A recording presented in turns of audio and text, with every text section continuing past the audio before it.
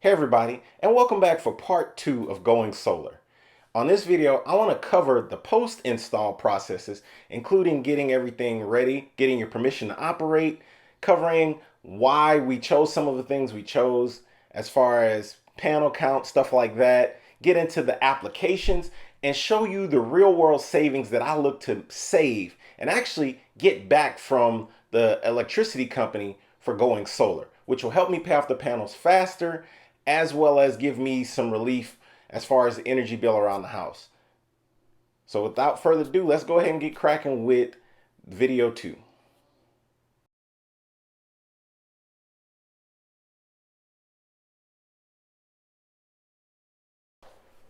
So I've had solar panels for about 3 months now, and I anticipate in very short order my bill will start to drop drastically. Let's go back to the beginning to how all of this started. Between February 15th and 18th of 2021, we had a major historic event happen here in Texas known as the Texas energy crisis. With that, most, if not all, of the major metropolitan areas in the state of Texas suffered through rolling blackouts or total power loss for anywhere from hours to, in some areas, complete days. Be it by divine intervention, inspiration, or just dumb luck, a few weeks prior, I had actually already started making the decision to go solar and be more energy independent in the next 2 to 5 years. As fate would have it, the doorbell rang.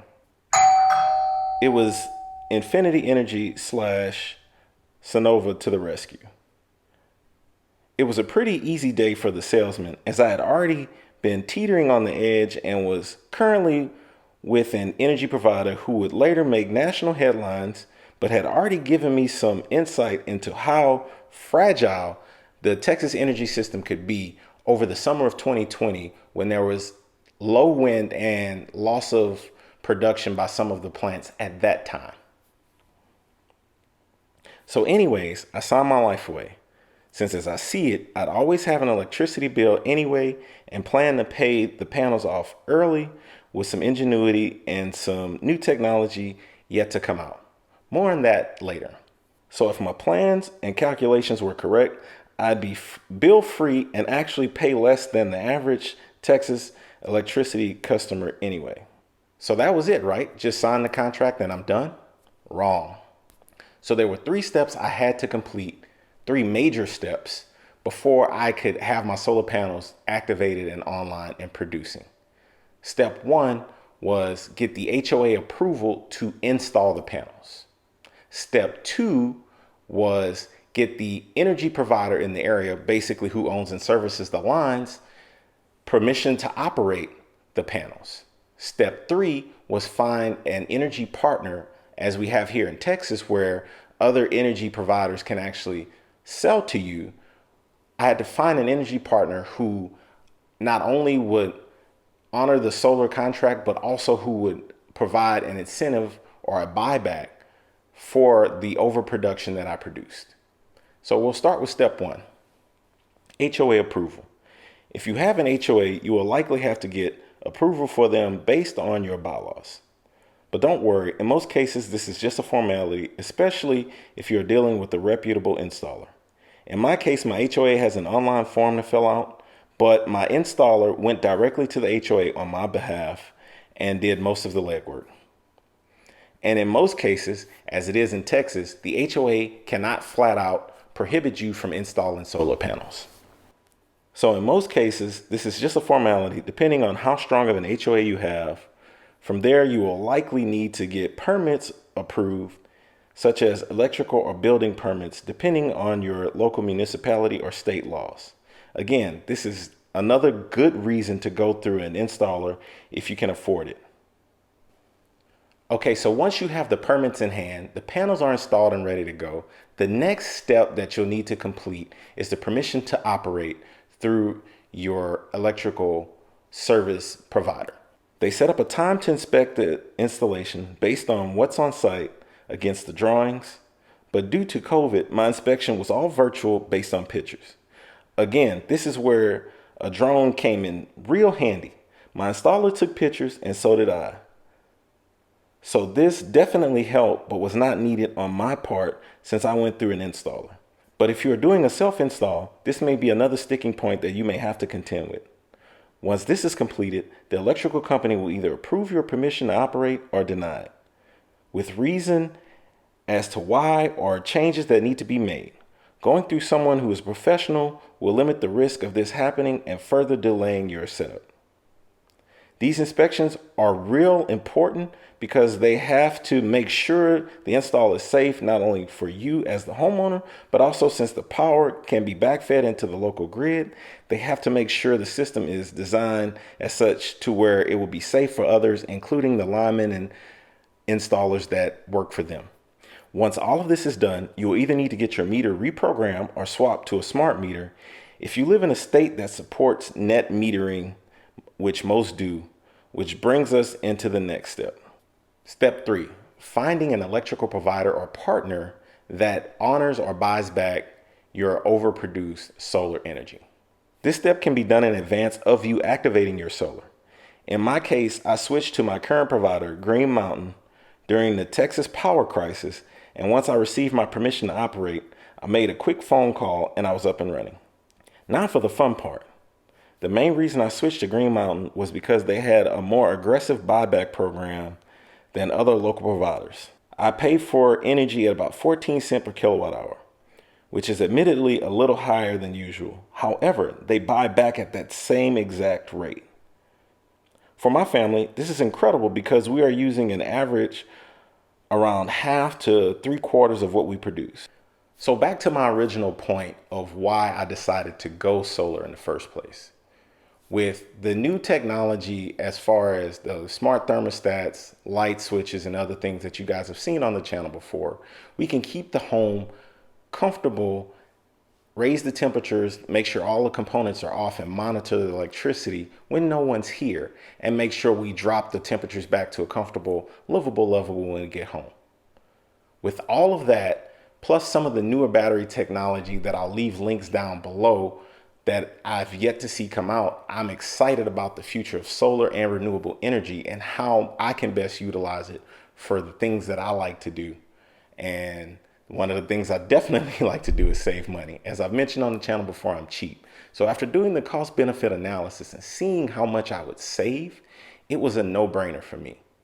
Okay, so I wanted to take this time to cover a couple of the newer technology battery options that are starting to crop up and look to appear on the market in July of 2021, but I'm thinking maybe sometime later actually.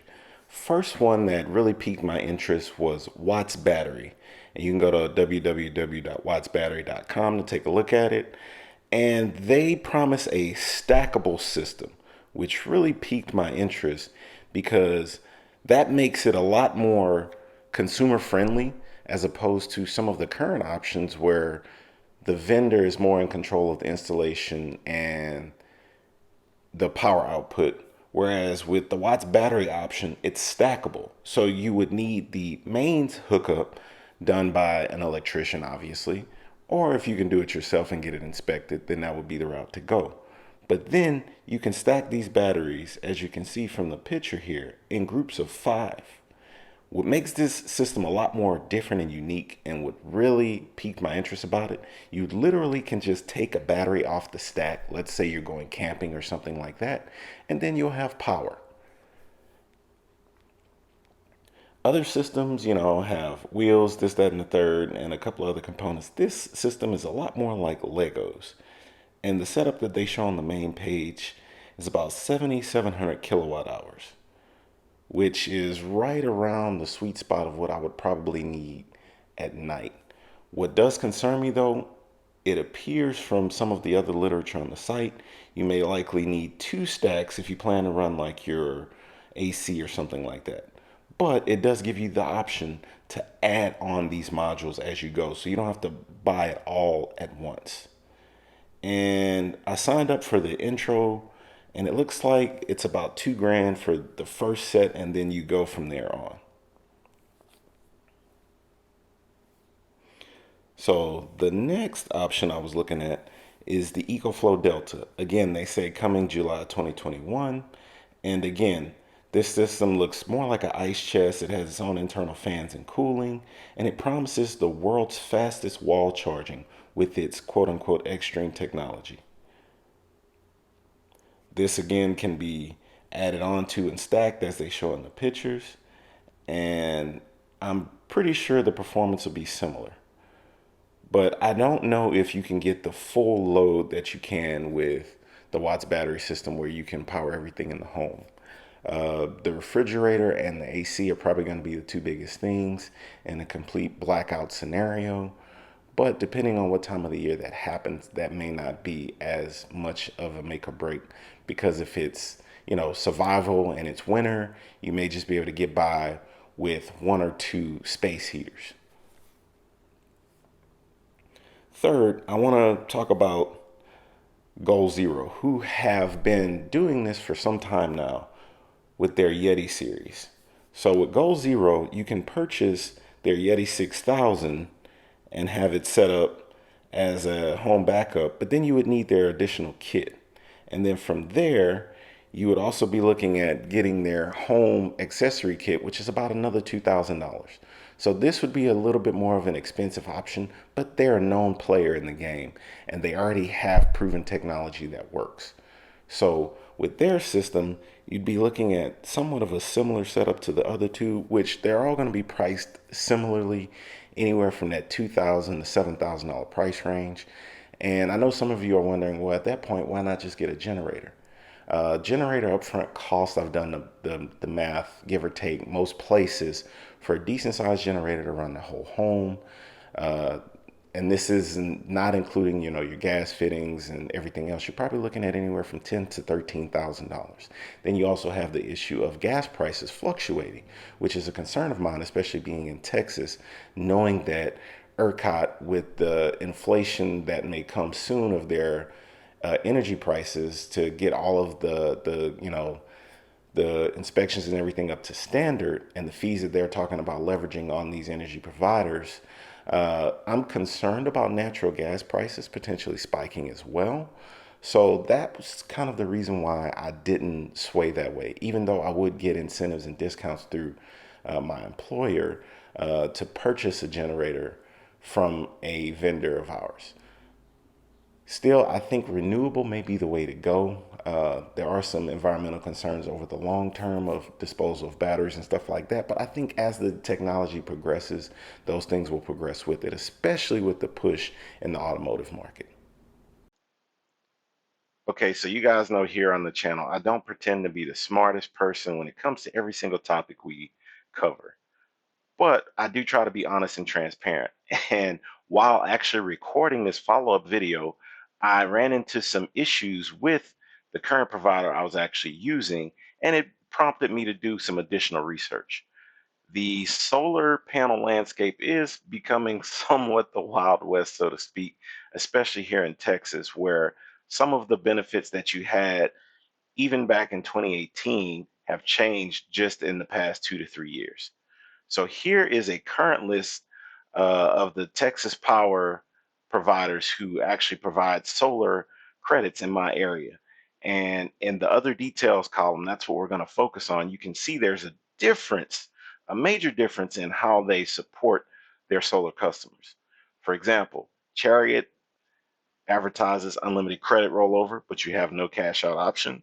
Green Mountain advertises a 50 kilowatt max, but also that you can export your credit, but it's limited to your monthly usage. Now, that's some tricky wording there because it has you thinking that they do a buyout option or buyback option, but they actually don't.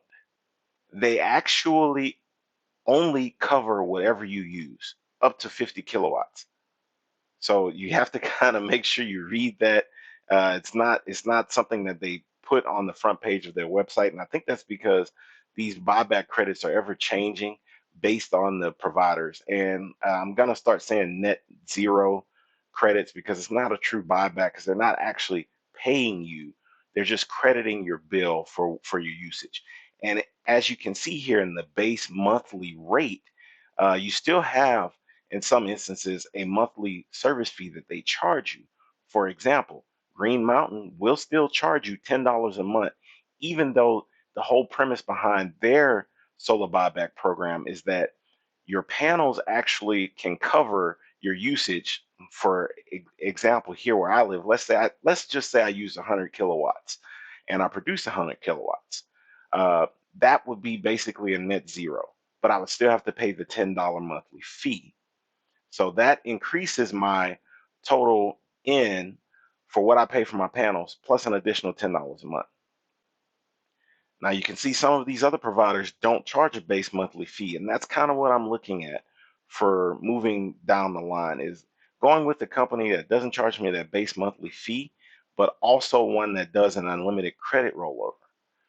And the main reason I'm looking at that option is because moving forward, my plan is to actually get back into doing some mining here and there and using the 3D printer heavily, which I've already started doing to produce some models and a couple of things, and maybe setting up an Etsy shop. We'll see.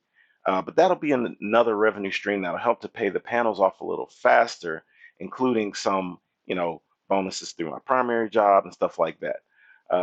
So my plan is to be bill free in the next couple of years through some other avenues and revenue streams. But having additional service fees and charges does not benefit me. So that's why I wanted to present this to you guys to make sure you can make an informed decision based on how your finances are set up, how your billing is, and what you get your solar panel pricing set to. Now, there are other options.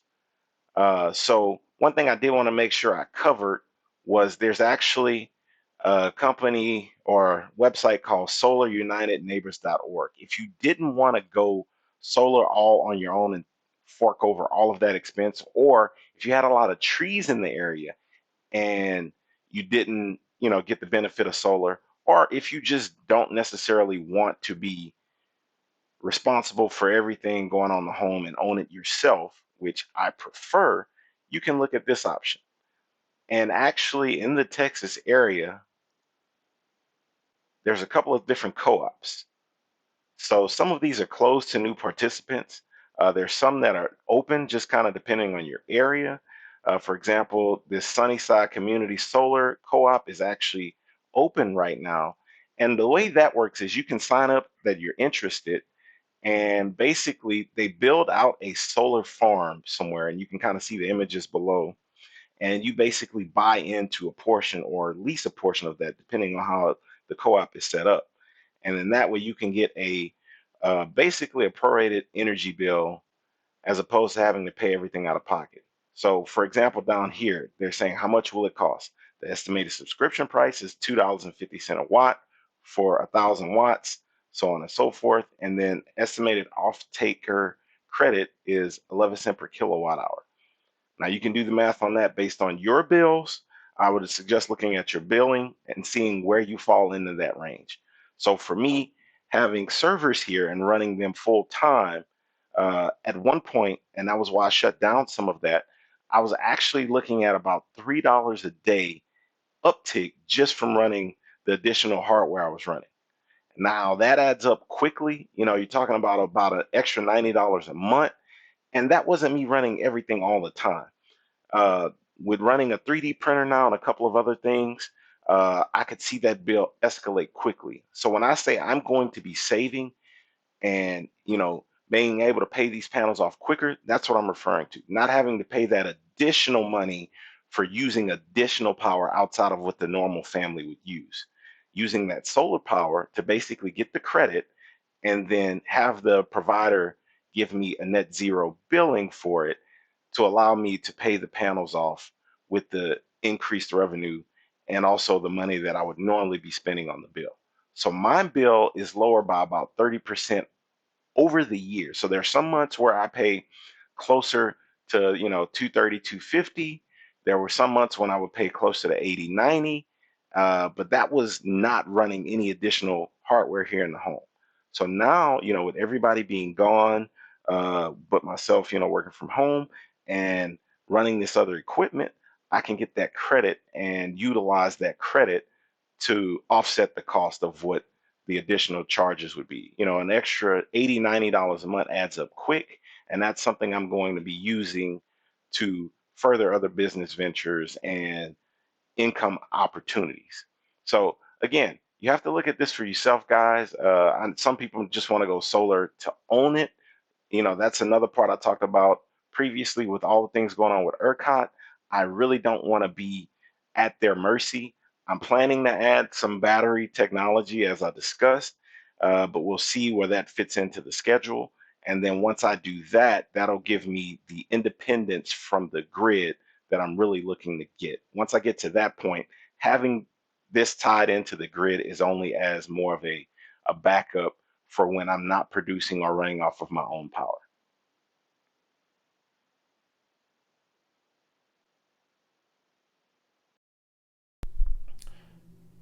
All right, guys. Hopefully you found everything in this video informative and you like what you saw. If you did, make sure you subscribe and hit the bell so you get notifications whenever I post new videos. On our next video, I think it's finally time we start covering the home remote, the application that I think will allow us to automate and control everything from a single app. It takes a little bit of background tinkering, but if you have all of the right components, it can be a godsend. I'll also show you guys the projects that I plan to do with the 3D printer we acquired since we've been down, and some prototyping I want to do as far as creating a touchscreen panel for the home remote specifically. See you guys on the next video. Later.